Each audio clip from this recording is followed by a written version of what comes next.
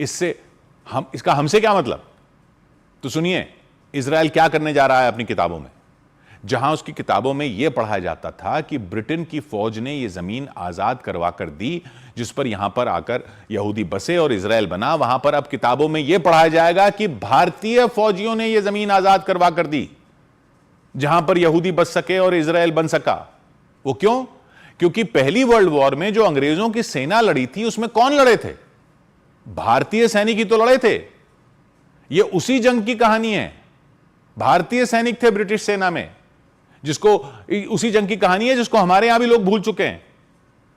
Haifa की जंग भारतीय सैनिकों ने लड़ी थी। दिल्ली में 3 मूर्ति चौक से लोग गुजर जाते हैं। 3 मूर्ति भवन के बारे में शायद लोग जानते भी हैं कि वहां नेहरू रहा करते थे जब प्रधानमंत्री थे, अब वो म्यूजियम है। लेकिन वो 3 मूर्ति क्या है, वो 3 मूर्तियां किन की हैं, ये ज्यादा लोग नहीं जानते।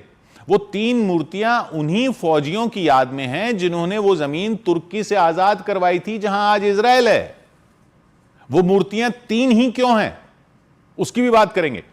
लेकिन अब तो इजराइल भी अपने बच्चों को पढ़ा रहा है कि भारतीय फौजियों का क्या रोल था उसके बनने में, तो आप भी तो जान लीजिए। ये उस भूली हुई जंग की कहानी है जो जानना सबके लिए जरूरी है। ये कहानी 1918 की है, जब दुनिया आग और धुएं में जल रही थी। पहला विश्व युद्ध हो रहा था, हर तरफ खून, मिट्टी, बारूद। दूर उन रेगिस्तानी पहाड़ों में भारत की धरती से गए कुछ घुड़सवार सैनिक इतिहास रचने वाले थे। ये हिंदुस्तान के साधारण परिवारों के लोग थे, रेगिस्तान और मैदानों के बेटे थे, जो आजादी की उम्मीद में ब्रिटिश झंडे तले लड़ रहे थे। उनकी कहानी सिर्फ एक जंग की नहीं, बल्कि एक नए देश इजराइल के जन्म की कहानी है। इस कहानी ने दिल्ली की सड़कों से लेकर हाइफा की किताबों तक छाप छोड़ी है। 1918 में हिंदुस्तान आजाद नहीं था, ब्रिटिश राज था। जैसे कोई बड़ा शतरंज का खेल है, वहां अंग्रेज हिंदुस्तानियों को अपनी मोहरों की तरह इस्तेमाल करते थे।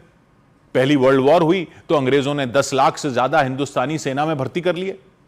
कुछ पैसे के लिए भर्ती हुए, कुछ रोमांच के लिए भर्ती हुए, कुछ बस जिंदा रहने के लिए भर्ती हुए, नौकरी कर रहे थे। 74,000 से ज्यादा शहीद हो गए ब्रिटेन के लिए लड़ते हुए, लेकिन उनके नाम रेत में लिखे निशान की तरह मिट गए।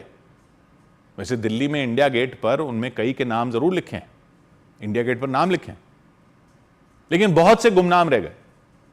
उधर पश्चिम एशिया में दुश्मन था ऑटोमन साम्राज्य, तुर्की से अरब तक फैला विशाल साम्राज्य जो जर्मनी का दोस्त था। उसके कब्जे में था हाइफा, जो आज इजराइल का हिस्सा है। लेकिन तब तुर्की का एक धूल भरा बंदरगाह था और वहां तैनात थी जर्मन मशीन गनें और तोपें। पहली वर्ल्ड वॉर में पहली बार बड़े पैमाने पर मशीन गन का इस्तेमाल हुआ था। जैसे अब ये ड्रोन की लड़ाई, सैटेलाइट की लड़ाई है ना, वो पहली मशीन गन की लड़ाई थी। और मशीन गन ने कई जंगों की बाजी पलट दी थी वर्ल्ड वॉर में। अंग्रेजों को हाइफा चाहिए था क्योंकि हाइफा बंदरगाह भूमध्य सागर में था और उसी रास्ते से तुर्की को यूरोप से यानी जर्मनी से सारा असला भी मिल रहा था। और अंग्रेजों की कैलकुलेशन यह थी कि अगर हाइफा पर कब्जा हो जाए तो समुद्र के उसके रास्ते इस पूरे इलाके में सेना की एंट्री हो सकती थी। यानी यह हाइफा बंदरगाह उनके लिए जिंदगी की डोर था, खाना, हथियार, जीत की राह था। लेकिन जर्मनी और तुर्की ने यहां मशीन गनें लगाई हुई थी और ब्रिटिश सेना ने यहां उतारे घुड़सवार सैनिक, भाले लिए हुए। 15वीं इंपीरियल सर्विस कैवलरी ब्रिगेड, उसमें थे लगभग 400 घुड़सवार जो भारत के 3 रजवाड़ों से आए थे, जोधपुर, मैसूर और हैदराबाद।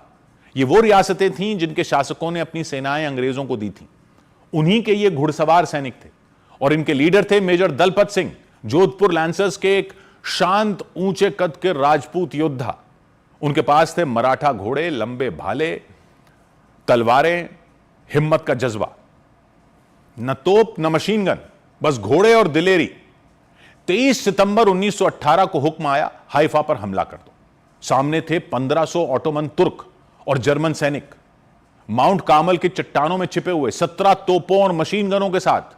नीचे नदी थी, दलदल जैसी। मशीन गन के सामने घोड़ों पर चढ़कर लड़ना मौत को बुलावा देने जैसा था।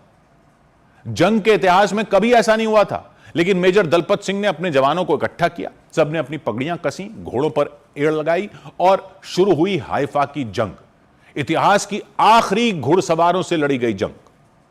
सुबह गर्म थी, धुंध भरी। जोधपुर लैंसर्स नीली पगड़ियों में शहर के दक्षिण से आगे बढ़े। मशीन गन की गोलियां हवा में गूंजने लगी।